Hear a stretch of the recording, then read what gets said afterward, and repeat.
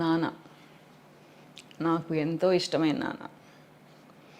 So ఈయన నవ్వు నాకు చాలా ఇష్టం.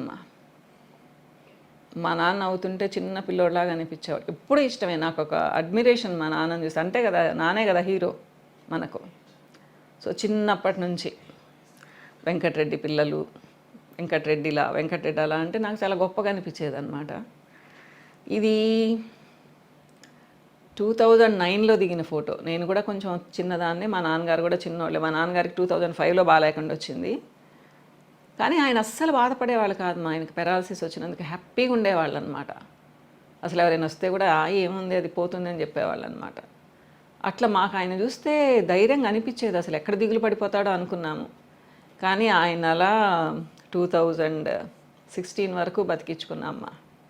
మనం ప్రేమగా అభిమానంగా ఉంటే పెద్దవాళ్ళు మనతో ఉంటారు ఎక్కువ రోజులు. సో పెద్దవాళ్ళతో మంచిగా ఉందామా, ప్రేమగా ఉందాం. వాళ్ళు కూడా ఏంటి అంటే మనకు ఒక ధైర్యం.